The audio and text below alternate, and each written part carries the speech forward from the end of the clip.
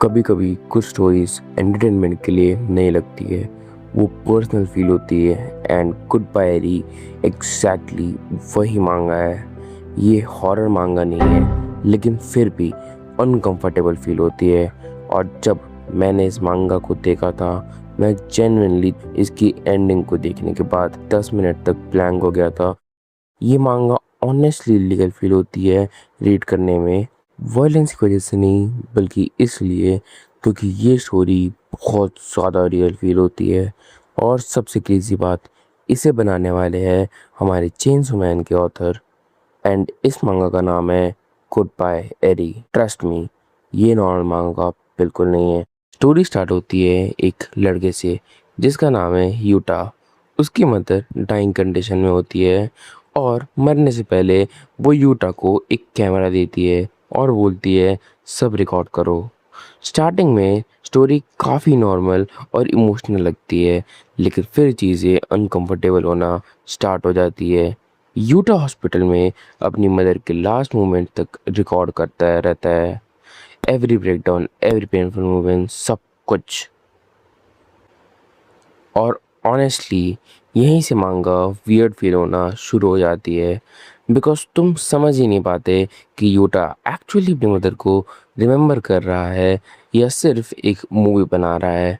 Most मांगा stories में तुम्हें एंटरटेन करने की ट्राई की जाएगी, लेकिन गुड बाय एरी तुम्हें मैनिपुलेट करती है इमोशनली। कभी तुम्हें लगता है यूटा विक्टिम है, कभी लगता है वो सेल्फिश है, और कभी लगता है कि पूरी स्टोरी ही फेक हो सकती है।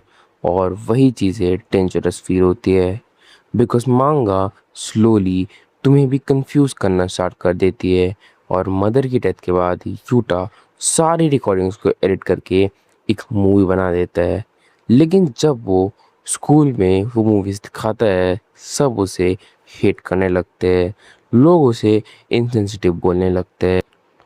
और ऑनेस्टली तुम भी कंफ्यूज हो जाओगे कि क्या वो गलत था या नहीं।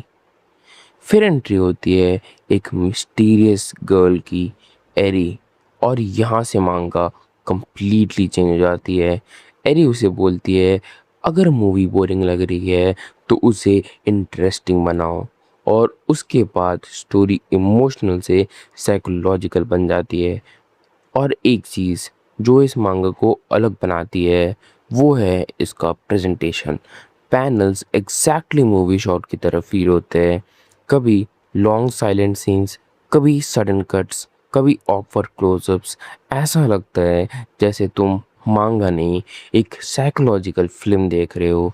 और ऑनेस्टली इसलिए फुजिमोटो को मांगा इंडस्ट्री का one of the most unique authors बोला जाता है। और धीरे धीरे तुम्हें समझ ही नहीं आता क्या रियल है और क्या फेक। और वही चीज़ इस मांगा को मास्टरपीस बनाती है। ये मांगा रीड नहीं लगती, ऐसी फील होती है जैसे तुम किसी इंसान की मेमोरीज देख रहे हो, असली मेमोरीज। एंड इतना सब हो जाने के बाद आती है इसकी फाइनल ट्विस्ट। एक ऐसा मोमेंट जहाँ तुम सडनली रियलाइज करते हो कि स्टोरी सिर्फ यूटा के बारे में नहीं थी, ये स्टोरी थी मूवीज़ के बारे में, मेमोरीज के बारे में, और फेक रियलिटीज़ के बारे में। और उस मोमेंट के बाद तुम पूरी मांगा दोबारा सोचना स्टार्ट कर देते हो। मैं स्पॉयलर्स नहीं दूंगा, बिकॉज ऑनेस्टली ये मांगा खुद एक्सपीरियंस करने लायक है। और शायद इसीलिए गुड बाय एरी इतनी स्पेशल फील होती है। ये सिर्फ सैड मांगा नहीं है, ये एक एक्सपीरियंस है, एक ऐसी स्टोरी जो ख़त्म होने के बाद भी तुम्हारे दिमाग में चलती रहती है। और ऑनेस्टली एक वन शॉट मांगा 100 एपिसोड एनिमे से ज़्यादा इम्पैक्ट छोड़ जाती है। इसलिए गुड बाय एरी को मास्टरपीस बोलते हैं। अगर तुम्हें और हिडन मांगास एंड मास्टरपीस के बारे में इंफॉर्मेशन चाहिए तो सब्सक्राइब कर लेना, बिकॉज ट्रस्ट मी ये सिर्फ बिगनिंग है।